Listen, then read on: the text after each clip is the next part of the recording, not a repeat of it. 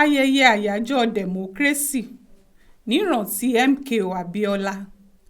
Bólórí orílẹ̀-èdè yìí nígbà kan, Ibrahim Babangida bá rohun tó ṣẹlẹ̀ lọ́jọ́ Àìkú, Sunday, ọjọ́ 12 oṣù kẹfà yìí. Èrò tí ó wà nínú ẹ̀ yóò pé igba. Èyí tí ó sì ṣe pàtàkì nínú àwọn èrò náà ni pé ohun tá a bá ṣe lónìí, ọ̀rọ̀ ọ̀tàn ni ó dàbò dọ̀la. Ọba tó jẹ tí ìlú rojú, àtèyí tó jẹ tí ìlú dàrú. Àwọn méjèèjì ni ó lórúkọ nínú ìwé ìtàn. Ìtàn wọn kàn yàtọ̀ síra wọn ni. Ní June 12 yìí, ìtàn rere la yóò pa nípa ọkùnrin oníṣòwò àgbáyé ọmọ Yorùbá ni Moshood Kashimawo Abiola. Ìtàn burúkú wọn ó sì pa ní ti Babangida. Ìdí ni pé ayẹyẹ àyájọ́ ìjọba tiwantiwa, ọjọ́ democracy tá a ṣe ní June 12 yìí, àyájọ́ ọjọ́ Abiola ni o.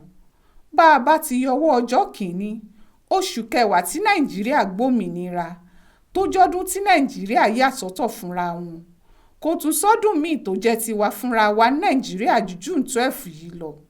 Èyí ni porúkọ Abiola wọnú ìwé ìtàn Nàìjíríà, ó wọnú ìwé ìtàn àgbáyé, nítorí títí ayé làwọn àrọmọdọ́mọ ó máa béèrè ìtumọ̀ ayẹyẹ June 12 táwọn òǹpìtàn ó sì máa ṣàlàyé ẹ̀ fún wọn. Ìjọba Babangida ló ṣètò ìdìbò ní 1993 lẹ́yìn tí Babangida fúnra ẹ̀ ti lọ́dún 8 ń pò lórí ìjọba.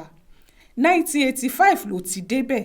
Ọjọ́ 12 oṣù kẹfà ọdún 1993 ni wọ́n fìbò ààrẹ náà sí, lọ́jọ́ táwọn ọmọ Nàìjíríà ó yàn ààrẹ tuntun. Jẹ́ẹ́jẹ́ l'Abiola jókòó, àwọn olóṣèlú àti Babangida fúnra ẹ̀ tó jọ̀rẹ́ Abiola ló wọ́ ọ jáde pé kó wá dupò.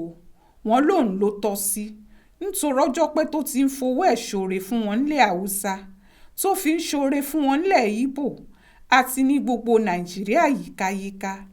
L'Abiola bá tẹrí sí i. Ọ̀rọ̀ náà lọ́pọ̀lọpọ̀ owó lọ. Síbẹ̀, òun ló wọlé ńgbà tí wọ́n dìbò tán. Ó lu bàbá Gana Kingibe àtàtìkú Abubakar nígbà tí wọ́n dìbò abẹ́lé SDP. Ó sì na Bashiru tó fà tẹgbẹ́ NRC nígbà tí wọ́n kojú ara wọn fún Buhari. L'Abiola bá wọlé, ṣùgbọ́n nígbà tí ń fi ń wòsù, olórí àwọn tí wọ́n ń ṣètò náà ń kábò lọ́wọ́, tí wọ́n sì rí pa Abiola fẹ́ wọlé. Babangida dá a dúró pé kó má kà á mọ́. Ó sì fọgbọ́n gbọ́kùnrin kan tí wọ́n ń pè ní Azọ Ìsẹ́ríbè jáde. Ìyẹn náà háyọ̀ ọmọ Yorùbá kan tí wọ́n ń pè l'Abímbọ́lá Davis. Ó ní kí wọ́n lọ sílé ẹjọ́, kí wọ́n níbò tí wọ́n dì f'Abiola ò dáa. Níbi tí wọ́n ti ń fọ̀rọ̀ yìí nílé ẹjọ́, Babangida pè látìlẹ́yìn àwọn aṣáájú Haúsá Fúlàní dìde. Ó sì fòfin ológun fagilébò náà. Ó láfi kí wọ́n tún un dì. Níbi tíjà ti dèrè o, Abiola lòun ò gbà. Ọ̀pọ̀ àwọn ajìjàgbara sì tẹ̀lé lẹ́yìn. Babangida fìtìjú sá kúrò lórí oyè. Ó gbé kinní náà fọmọ Abẹ́òkúta bíi t'Abiola, Ernest Shonekan. Ó ní kó máa ṣèjọba fìdí-hẹẹ́ lọ. Babangida ò ṣe dáadáa fún Shonekan náà, nítorí ó fàwọn ọ̀tá tì í. Sani Abacha, Díyà, Dongoyaro àtàwọn ọ̀gá sójà míì ló ní kí wọ́n máa ṣọ́. Bẹ́ẹ̀ ló sọ Shonekan sínú ihò kìnìún láì ṣe Dáníẹ́lì. Kò pẹ́ rárá t'Abacha lè dí àpò pọ̀ pẹ̀lú Díyà ni wọ́n bá lé Shonekan dànù nílé ìjọba. Ní Sani Abacha fúnra ẹ̀ bá gbà á. Abiola bínú, ó lòun níjọba. Ó sì kéde orúkọ ara ẹ̀ bí olórí Nàìjíríà. Abacha bínú, ó ní kí wọ́n má Abiola nú oṣù kẹfà ọdún 1994. Bẹ́ẹ̀ ló tì í mọ́lé, tí ó sì ṣí sílẹ̀ títí t'Abiola fi kú sínú àhámọ́. Àwọn Adékúnlé Ajáṣin, Anthony Enahoro, Alfred Rewani, Abraham Adesanya, Ayọ̀ Adébánjọ àtàwọn míì tínú wọn ò dùn sọ́rọ̀ náà dẹ́gbẹ́ nàdẹ́kò sílẹ̀.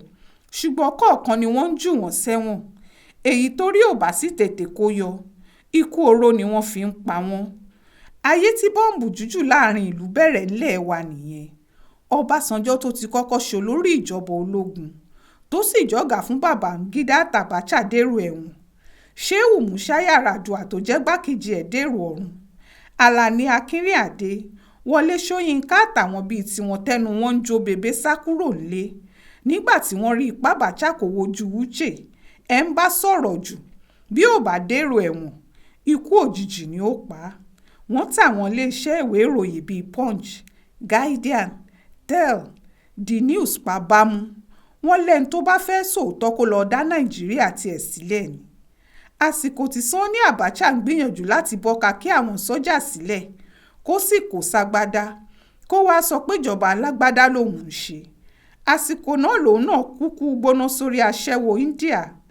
Èyí tó ká gbogbo ayé lára ni pé kò pẹ́ tó kú báyìí táwọn èèyàn pa Abíọ́lá sílé ìjọba. Ṣùgbọ́n lónìí ńkọ́ Abíọ́lá ló kù tá à ń rántí sí rere.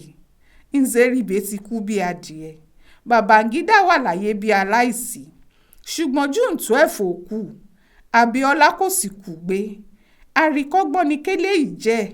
Gbogbo ẹni tó bá ń bẹ láyé lónìí kó ṣe rere ni o nítorí ọjọ́ ọ̀la. Ó ṣojú mi kò rò nìyẹn o nínú ìwé ìròyìn Aláròyé tó jáde lọ́sẹ̀ yìí.